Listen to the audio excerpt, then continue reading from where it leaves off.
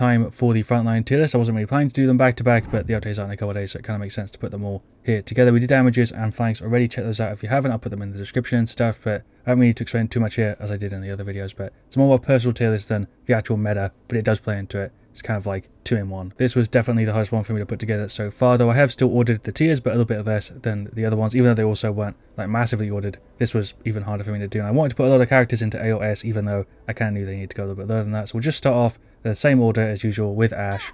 She's going into A, fittingly, but I don't really think she could go anywhere else. I really do love pretty much her whole kit. There's just a few little things that are stopping me from putting her in it to S. I don't like the right click that much. I also don't like battering ram, but slugshot, fortress breaker, both solid, and the builds a little bit, which doesn't really make sense because I think overall her cards are kind of crazy strong. Some of these, which I've talked about a ton before, really good cards, just generally, like what you put together with the build. So I'm going to put her into A, right at the top of it, which I think is where she belongs. I like Ashe a ton. I think more than most people, to be honest. I don't really say that much. Probably going to go through this one just in general a little bit faster, because I feel like with the damage and the flank tier list, I had a little bit more to say that I haven't said in other videos, whereas with frontlines, I feel like I play them probably the most out of any of the classes. I haven't actually checked the levels or anything, but I feel like I talk about frontlines a lot. Atlas, though, is going into A. I love pretty much all of his kit. He's got a really high skill ceiling, really just a unique sort of idea for a character that I haven't really seen done in many games like Paladins. I don't really know how many other characters have this level of sort of counterplay in both directions. Really cool. Just like with Ashe, though, even though I really want to put him into S, I think his kit is really cool, really unique, really strong as well with the build, also just putting in a ton of effort. He can't go into S here for me. He's going to go into A, but also really high up there.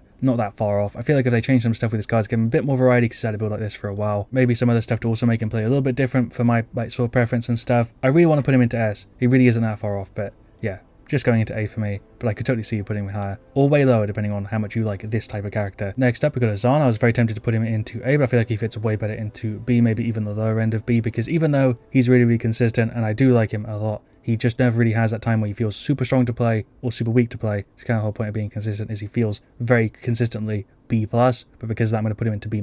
He's super consistently decent, but he's had the same problem pretty much ever since he was added, of not really having that much variety. Azaan always plays the same sort of way. You can do some stuff with the builds. I haven't really got it set up here, but for the most part, this also looks very close to just sustain. You don't really need to elaborate on it more than that. It's usually sustain, maybe some other stuff for your preference. And again, kind of like with Atlas, I feel like if you like what he's doing, he'd go into an S tier for you, and if you don't, he's probably going to go into more like a C sort of spot. But for me, it's right around the middle. I like Azaan way more than I would say I dislike him when I grab him and play him in a match and stuff. Pretty positive just overall on frontlines for me. I didn't used to like him that much. I used to prefer flanks and damages way more. For some reason, past like couple years, frontlines have been doing it way more for me. Barik, on the other hand, is actually going to go towards the bottom, which I feel bad about, but yeah, he's going into like C or something. I wish I could put him into S tier. I do generally like the idea of turret characters, and I feel like in Paladins, he would be really cool to have a strong turret character, but he hasn't really been focused on that when he has been strong for the longest time. Like, his turrets have always just been kind of air. His ultimate, even if you go for the talent that's like meant to buff it, really doesn't make the turret feel particularly good. So most of the time, you're feeling back strength from tinkering or the shield or the F.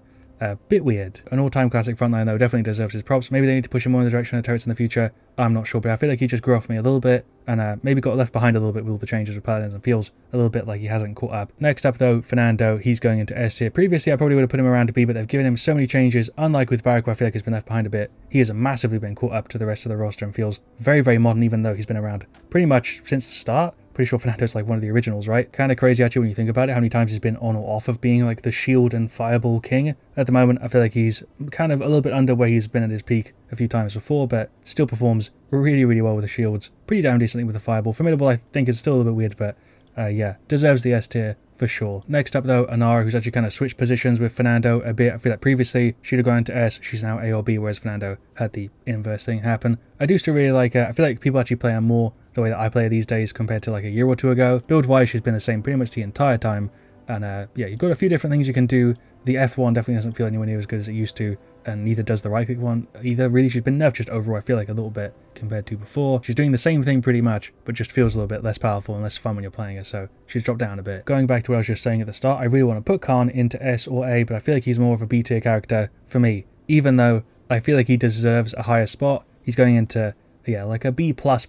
Sort of, because I really love damage Khah. I really love the sort of battle shout, commander grab. Shield is a little bit weird, but it works for sort of dueling just generally. As a frontline thing, it feels a little bit strange. He's got like 1.5 out of the 3 possible sort of like versions of Khah I can see, so I have to put him into like a B++, which is kind of like the average of the 3.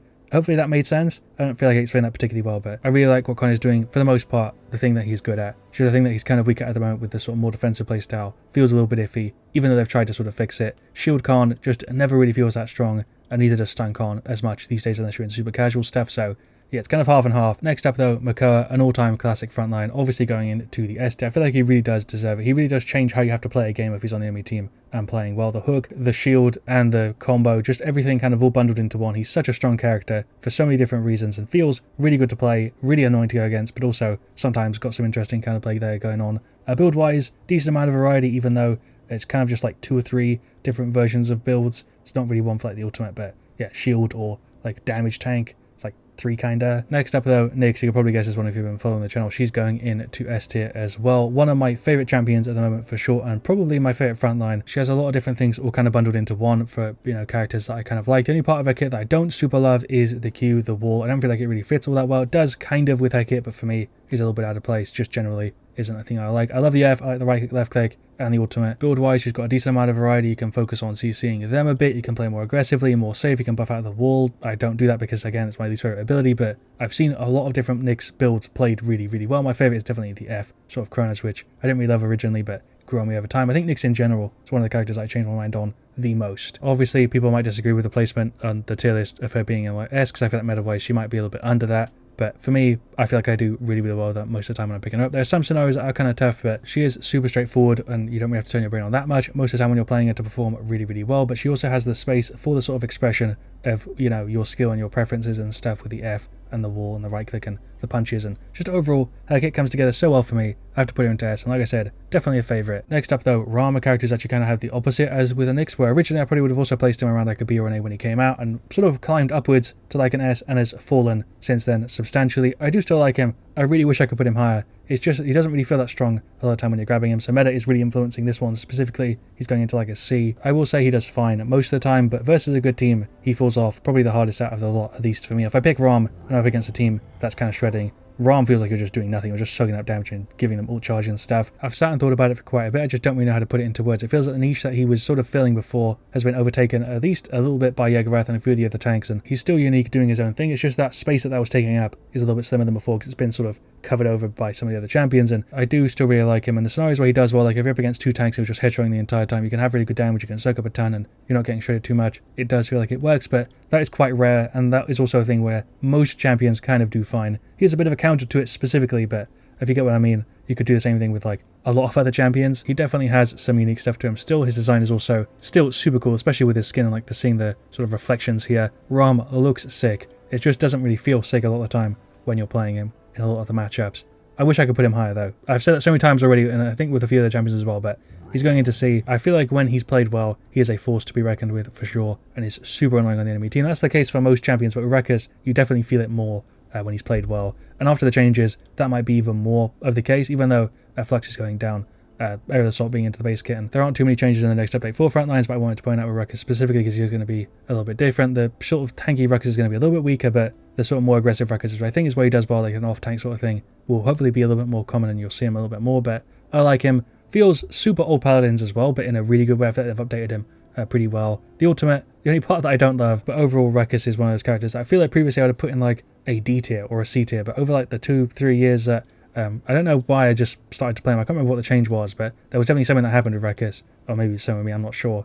He's just gone way higher since then. Even maybe an S tier at times, but currently sitting like around an A. Definitely has the variety when it comes to builds, even though I think he definitely plays better leaning into the sort of more off-tank aggro style, and his niche is a little bit weird, but unlike with Raum, I feel like there's not really been any other champions sort of taking that spot, and he's maybe even widened it a little bit, so yeah, A tier pretty comfortably. Next up though, Term, and this was another really tough one. I kind of wanted to put him into A, but I feel like he does fit sort of right at the bottom of B because he definitely has some struggles versus a good team comp and sort of on the right map with the right playstyle for your team. He can sort of shred and feels really, really good to play, but most of the time feels like you're struggling at least a little bit to get him to work for me.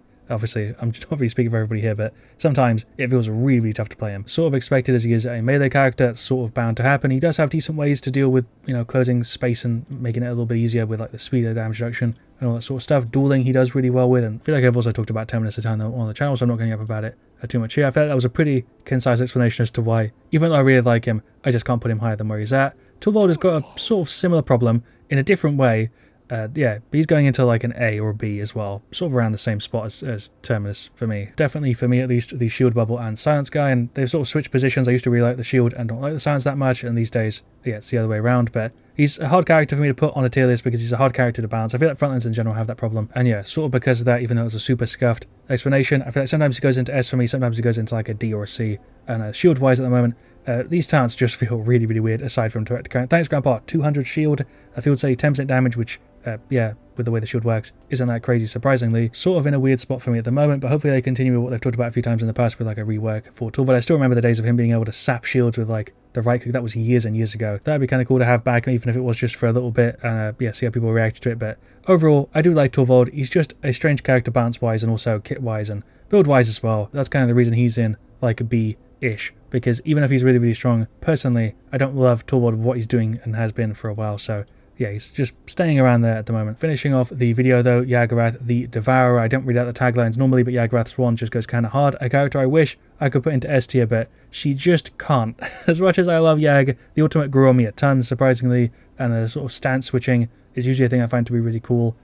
Overall, I really do love Yag, but she can't go into S tier, so she's going to end up in B, maybe even an A, somewhere around there at the moment, because yeah, she's just so dependent on teams, so dependent on maps. Sometimes she shreds, it feels like you're just dominating the game and you're kind of the boss character that she's meant to be, and other times it feels like you're not able to do anything, especially after the changes recently. I've seen her tons more sort of played, I feel like, in the way that she fits, but the reveal is one of the weirder parts of her kit that I like and people just don't use. I just wanted to point that out, that she's got a reveal, which is really strong, and people just don't use it. That uniqueness is also a thing that's causing the problem, so even though sometimes I feel like she should go into S, and my brain wants to put her into S, sometimes she feels like such a D tier character that I have to kind of put her in the middle, somewhere around like a B. That's my reasoning. Doesn't really make sense. This whole tier list was a really tough one, like I said at the start. I don't really have anything to close the video off on. I have really enjoyed the tier list series so far. We'll do supports obviously next, and I'll link all the stuff in the description like I said at the start. I hope you have enjoyed the series. It's been nice seeing the love on it. We'll be back to more normal stuff obviously when the update comes out, which I think they said is the 30th. Thank you so much for watching though. I really do appreciate staying all the way to the end. Leave a like if you've enjoyed the video. Let me know where you want to see me next. I'll see you guys all of course very, very soon. And as always, stay frosty.